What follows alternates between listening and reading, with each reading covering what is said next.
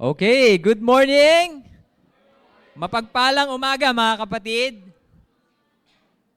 It is encouraging to see everyone today. Thank you sa mga warm hugs ninyo at ang inyong mga beautiful smiles. I acknowledge na maraming unfamiliar faces today. Pagpasok ko kanina, ang dami kong na-meet, dami rin pinakilala sa akin. Kaso dahil makakalimutin ako, nakalimutan ko po yung mga pangalan. But welcome po kayo sa aming Sunday worship service dito sa OCQC South. And even po sa ating mga manonood sa Facebook Live, welcome na welcome po kayo. And I hope that you are blessed while you are with us today. Grabe, na-miss ko yung kasiyahan nyo nung Devo. Hindi ako makarelate doon sa mga pinag-chat nyo sa GC. Yung Team 1 at Team 2, no? Pero kung ano man yan, kung ano man yung game na yan, next time ba, sasama ako dyan. Makikigulo rin ako. I'm really encouraged to see everyone na nagkakaroon ng masayang sessions or devotionals, no? It really makes learning about God fun and light, kumbaga. Chris Bro is really doing a great job in leading us spiritually and hilariously. Oo, bentang-benta sa akin yung sense of humor ni Chris Bro talaga. And yung mga pakulo niya just to make learning about God fun and encouraging. And of course, sobrang appreciate ko rin yung mga kapatid natin na nagpupursiging mag-build ng malalim na relationship sa bawat isa. And speaking of relationships, today, we are going to learn how to enhance the two most important relationships that we should focus on. Yan, ang title po ng ating message today is Relation Shift. Opo, tama po. Hindi po ako nabulol. Ano po talaga siya? Hindi po siya relationship lang, but rather relation shift or pagbabago ng ating mga relasyon. Bago po tayo magsimula, tayo po ay mag-pray. O Diyos naming makapangyarihan, salamat sa araw na to na tinipon mo ulit kami upang makinig ng iyong salita at matuto. Tulungan mo kami, God, na ayusin yung relasyon namin sa iyo, sa mga asawa namin, sa mga neighbors namin or kapatid, lolo, lola, lahat po ng relasyon namin sa buhay. Tulungan mo po kami, God, na yung matutunan namin ngayong araw ay maisabuhay po namin. Again, Lord, please help me also, God, to deliver your message properly, God. I'm really not confident and sometimes I just feel like I'm not worthy to even stand here, God, knowing that I have so many weaknesses, so nagging and so persistent, God, at times. But your grace, God, I know your grace is sufficient and I know that you will just use me as your messenger to send the message, God. Maraming pong salamat. We pray all these things in Jesus' name. Amen. I have a trick question for you. Ano yung dalawang pinakamahalagang relasyon sa buhay natin? May idea ba kayo? May guess ba kayo? Trick question yun kasi tricky yung pangalawa eh. Yung una, very obvious yung una sa atin. As Christians, alam natin na yung relationship natin kay God. Di ba? Tama? Pero yung pangalawa, ano kaya yun? Wife? Okay, pwede? Okay. Let's read sa Matthew. Ding! Ayaw. Basahin natin sa Matthew 22, verses 36 to 40. Sabi dito, Teacher, which is the greatest commandment in the law? Jesus replied, Love the Lord your God with all your heart, with all your soul, and with all your mind. This is the first and greatest commandment. And the second is like it. Love your neighbor as yourself. All the law and the prophets hang on these two commandments. So, base sa scripture na to, lahat daw ng utos ng Diyos and even the prophets ay nakaangkla or nakakabit sa principle of loving God and loving others or loving neighbor, our neighbor.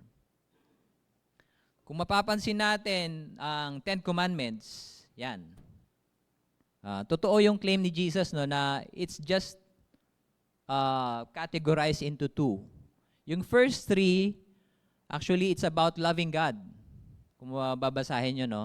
Hindi na natin siya isa-isahin. Yung fourth, keeping the Sabbath, most likely, ano yan? Combination. Kasi yan yung day to worship God, but at the same time, we learn na after, during the New Testament time na, yung sinasabi ni Jesus is, Sabbath was made for men. So, ibig sabihin, ginawa ang Sabbath para sa atin. So, hindi lang para magsamba kay God, but rather, para makapagpahinga tayo. Kasi ang Sabbath is rest. So, yung number 4 is combination. Is loving God and loving ourselves also and others. Yung panglima at hanggang pang-10, patungkol na yan sa kapwa natin. Paano natin mamahalin ang ating kapwa. So, yun yung 10 Commandments. Buti pa ang Diyos, no? 10 lang yung utos. Minsan yung mga magulang natin or yung mga asawa natin, daming utos. Sigat, 10 lang eh.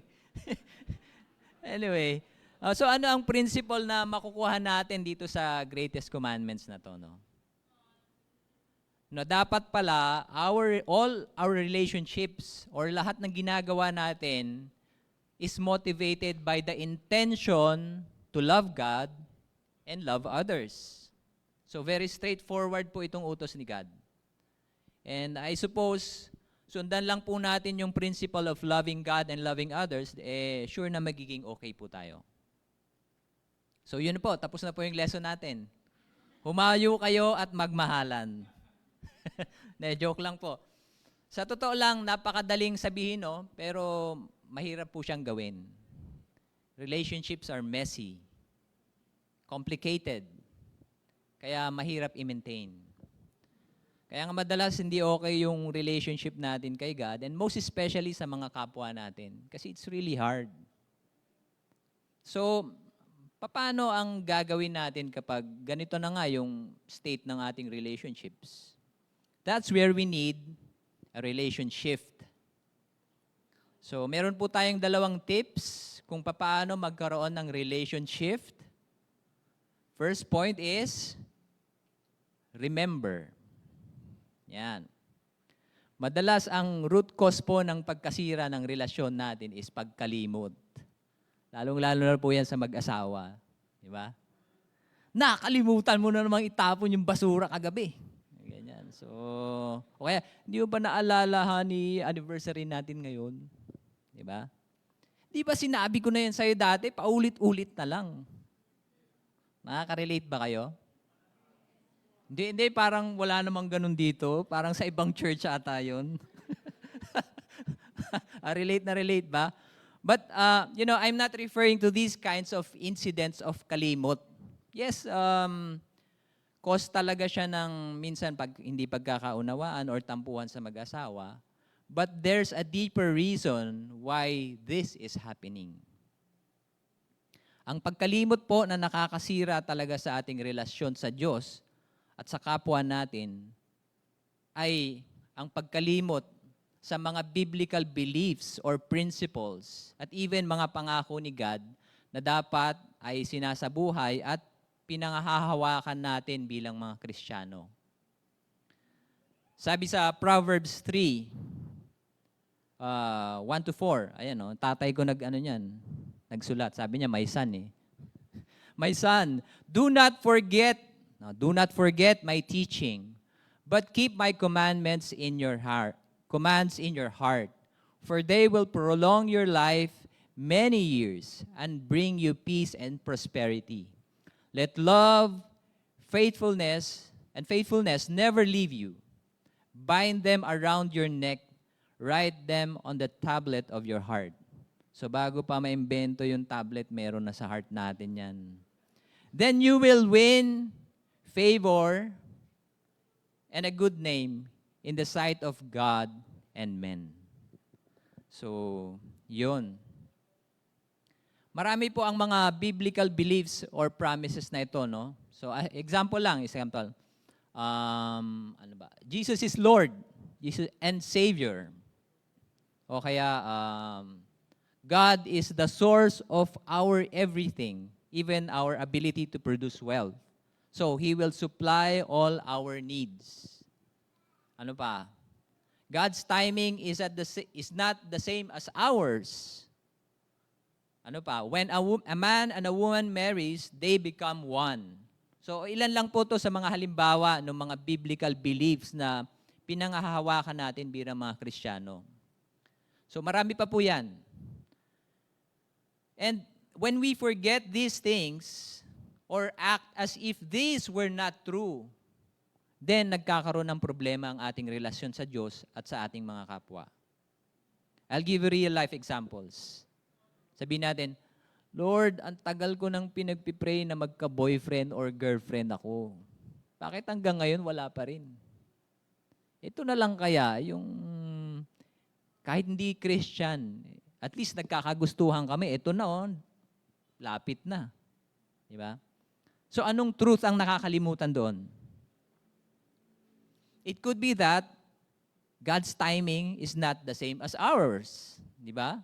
Kaya hindi pa nasasagot yung prayer.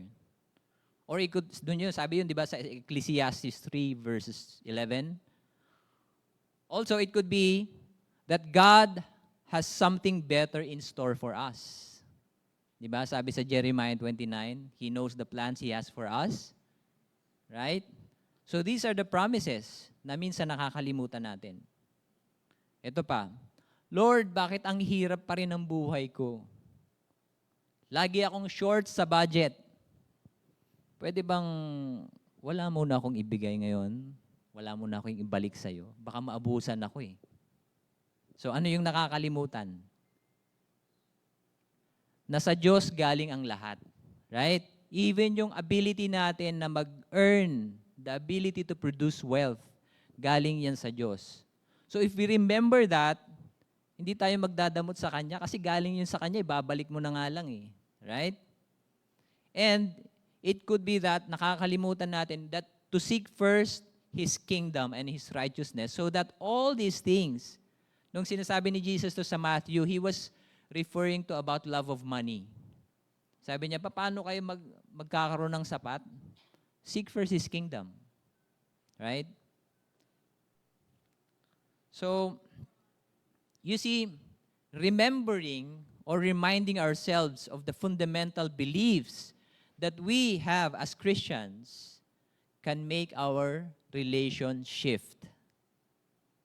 Another practical thing to do when we are having a bad day or a bad season in our life is to remember God's past miracles. Yung mga ginawa niya sa buhay natin dati, I'm sure meron yon.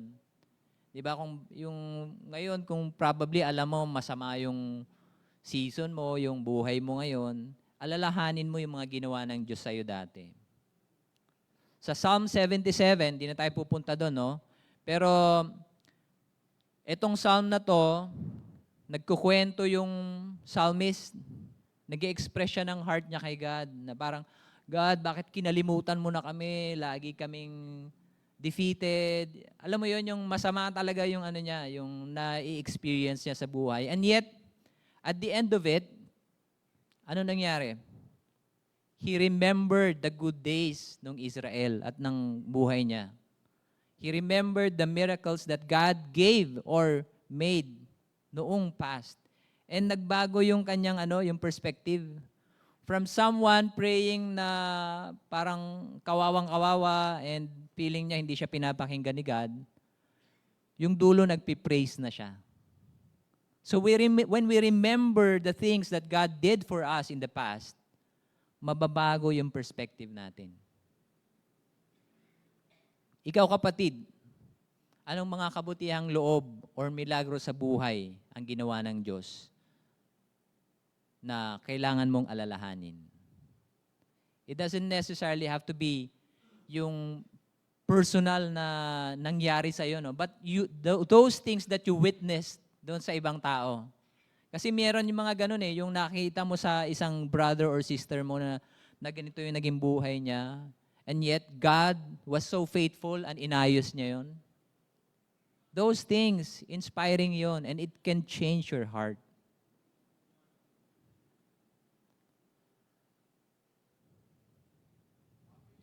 Sa mga mag-asawa, sorry madalas ako mag-ano ng mga mag-asawa kasi married po ako. So, anong biblical belief po ang nakakalimutan natin kaya madalas tayong mag-away?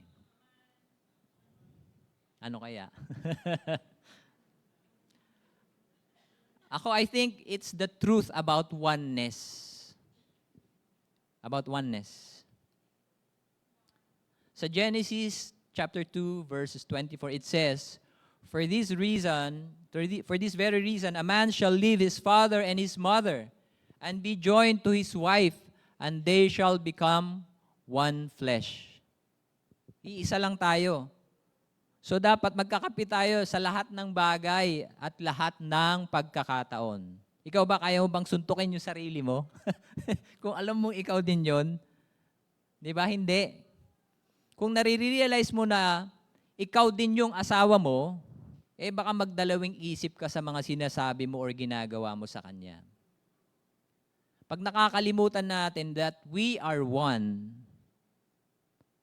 pag-aawayan natin finances natin, mga toka natin sa responsibility sa bahay, and even when life gets uncomfortable, some might even want a way out.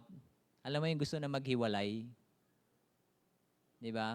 Kasi nakakalimutan nila, isa lang sila. So remembering can really make a difference. And the best way to remember biblical principles is of course to immerse ourselves in the Word of God. Magbasa po tayo ng Bible, mag-quiet time po tayo. Alright? Next point is to reframe. Reframe. Sabi ni AI de las Alas, no? AI ng Google, ang reframing, ibig sabihin nito, is the process of changing the way you think about a situation, person, or a problem in order to see it from a different perspective. The goal is to shift your mindset so that a negative or limiting view becomes more constructive, positive, or empowering. Sa Tagalog, tinitignan natin siya sa ibang paraan, in a positive way. Alright? Halimbawa, may nag-cut sa'yo sa kalsada, may mas kaskasero pa sa yung driver. Ang normal response ng isang tao, no? Isang tao, hindi dito yun, wala sa church natin yun. Di ba? Wala. Ang normal response is magagalit, makikipaggitgitan, sa iisipin, salbahe ito, sinisingitan pa ako. So hanggang sa magbubusinahan na yan. Magbababa na ng bintana. Di ba? Pero sa mga tulad natin na marunong mag-reframe, na mga taga-QC South, yun. Pwede nating isipin na, baka may emergency yung tao, kaya siya nagmamadali, so paunahin ko na lang. Right? So that's how we reframe things. Actually, the Bible is commanding us to rethink or reframe our thinking, change our thinking. Sabi dito sa Romans 12, verse 2, do not be conformed to the pattern of this world, but be transformed by the renewing of your mind. Then you will be able to test and approve what God's will is, His good, pleasing, and perfect will. So sabi, baguhin daw natin ang ating pag-iisip. Huwag tayong gumaya sa pattern ng mundo. Pero, in reality, kaya ba natin yun? Paano natin yun gagawin? Philippians 4:8 will teach us how. Yan. Sabi dito, finally, brothers and sisters, whatever is true, whatever is noble, whatever is right, whatever is pure, whatever is lovely, whatever is admirable, if anything is excellent and or praiseworthy, think about such things. Kung ano daw yung totoo, ano yung dakila, ano yung tama, ano yung busilak at maganda or kahanga-hanga or mabuti, yun daw ang isipin natin. I remember nung bata pa si Nathan, bumili kami ng abokado sa bangketa. Tapos yung binibigay nung ali medyo bulok. Tapos na-sense ko, Parang magkababayan kami. Kasi may accent siya eh. Italiano accent. So, in Italian ko din, sabi ko, sagmamano datoy manang. Sabi, sa Tagalog, magkakano po ito ate? Ganyan. And she said, ay, Ilocano ka gayam. Ilocano ka pala, sabi niya. Tapos biglang gusto na niyang palitan yung binibigay niyang bulok. Pero sabi ko, hindi ate, okay na to. Kahit alam ko naman na bulok yung binibigay niya. Kasi ang perspective ko noon, ni-reframe ko siya na kawawa naman yung ale, mabubulokan ng paninda, malulugi. Di ba? So, instead of thinking na, aba, loko to, bebentahan pa ako ng bulok. Di ba? Inisip ko na lang, matutulungan ko siyang hindi malugi or mabulukan kung kukunin ko yung bad items niya. Right? So, teaching moments yon sa amin ni Nathan during that time. Kasi kung hindi ko yun i-reframe in that way, may inis ako, di ba? Kahit sino namang consumer, di ba? Mabubuisit, bibigyan ka ng bulok. Di ba? So, sa ating pang-araw-araw na buhay, paano po kaya natin maisasabuhay yung Philippians 4:8? Paano po kaya tayo mag-reframe ng mga bagay-bagay? Halimbawa, sa asawa ulit, asawa na naman, no? Biglang nag-hysterical, sasabihin, Romel, hindi mo na naman sinara yung toothpaste. Ilang beses ko nang sinasabi yan, baka, alam mo yan, gapangan ng ipis yan. Di ba? Buti na lang, wala si Romel dito, no? Pero hindi naman siya yun. Hindi si Romel yun, tsaka hindi si Faye yun. Oh, ibang Romel yun sa ibang church. Okay? So, pero kahit, ang totoo, hindi, first time lang naman ni Romel na hindi isara yung toothpaste. So, anong ibig sabihin? Medyo OA yung reaction ng asawa niya, no? So, anong option ni Romel? Pwede niyang patulan, matrigger siya na maging defensive at mag-react din. Or pwede siyang mag-reframe. Isipin niya, mukhang may pinagdadaanan ng asawa ko. Honey, you seem very upset and not at your best today. Kamusta ang araw mo? May problema ba? I am here to listen. Wow, naks. Woo! Parang ang dali, no? Dali. Okay. Dali lang, di ba? Oh. Well, actually, it's really hard if you don't reframe things by applying Philippians 4:8. By the way, if ang response pala ng isang tao sa isang petty na bagay, yung maliit na bagay, is naging 6 out of 10 or even higher, then it's really not about that petty thing. Right? Kung kagaya ng toothpaste, it's probably not about the toothpaste. Pwedeng talagang may pinagdadaanan yung tao. So, isipin natin yun every time na nakaka-receive tayo ng 6 out of 10 response about a petty thing so that we can easily digest also and hindi tayo mag-react.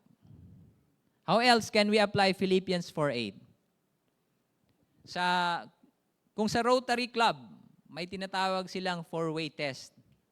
Yan yung 4-way test ng Rotary. Kasi nag-join po ako ng Rotary last year. So sabi dito, of all the things we think or say or do, ito daw dapat ang i-consider natin. First, is it the truth? Totoo ba yan? Is it fair to all concerned? Will it build goodwill and better friendships? Will it be beneficial to all concerned? Yan yung 4-way test ng Rotary. Tayo bilang mga Kristiyano ay may 4-8 test. 4-8 test of Philippians 4. Philippians 4:8 to be specific. Yun nga, sabi, finally, brothers and sisters, whatever is true, whatever is pure, whatever is noble, blah, blah, blah. So yun yung ating test. We can apply Philippians 4:8 or the 4:8 test when we focus on what is good and beautiful instead of what is bad or ugly. Example, ano po ibig sabihin dito? Lahat po ng tao kasi merong good traits at merong bad traits. Di ba? Totoo ba yan? Meron ba ditong puro good lang? Meron bang puro bad lang? I don't think. Even yung pinakamasamang tao sa mundo, I'm sure meron siyang good trait. So, to apply Philippians 4:8, dapat po intentional nating piliin na mag-focus yung sa good side ng isang tao instead of the bad side. Dati may nakausap akong isang brother no, na medyo struggling sa kanilang relationship mag-asawa. And sobrang dami niyang ini-express na hurts niya. And puro reklamo or puro negative yung mga sinishare niya about his wife. And inisip ko, maaring totoo yung mga sinasabi niya at valid yung nararamdaman ng brother. And I feel for him. Pero definitely, hindi nakakatulong yon when you vocalize the things that are so negative about your spouse. Hindi siya makakatulong sa'yo, sa asawa mo, at sa kahit na sino. Even sa nakikinig. So I told him, sabi ko, bro, alam mo ba pinagkaiba ng bangaw at bubuyog? Yan. Alam niyo ba yan? Anong pinagkaiba? Bukod sa yung bubuyog nasa Jollibee. May bangaw din pala sa Jollibee. Oo nga. Oo. Ang bubuyog, ang nakikita at hinahanap niya, mga bulaklak, mga halaman, magagandang bagay. Right? Ang bangaw, ang hinahanap niya yung mga bulok, pangit, basura na naaagnas, yung mga hinahanap ng mga bangaw, di ba? So, sabi ko, bro, subukan mo maging bubuyog. I'm telling you, magbo-bloom ang misis mo. Yan. Yon. Kapag nahuhuli mo yung sarili mo na magsasalita ng hindi maganda tungkol sa asawa mo, pigilan mo na. Isipin mo na, ano ba yung magandang traits ng asawa ko? Right? So, palitan mo ng magagandang, alam mo yon, talagang intentional. Kasi pag magkaaway kayo, wala ka talagang maiisip eh. Puro negative talaga yung maiisip mo. But you pray to God, you ask Him, and you remember those good times na magkasama kayo. Ano yung na-appreciate mo sa asawa mo? And I'm telling you, it will change your heart. You will definitely have a relationship. Alright? Hindi lang po ito applicable sa mag-asawa, no? Madalas lang sa married couples yung sinishare ko kasi nga, married ako.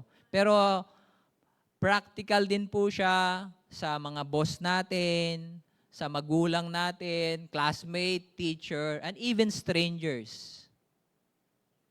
You can never go wrong when you choose to be like a bubuyog. Yep. So, una kanina sinabi natin, remembering, di ba? You can never go wrong when you remember the foundational truth in the Bible. And when you reframe things and see them in the positive light, for sure, you will have a relationship. Yan. Yun lang po and marami pong salamat sa pakikinig.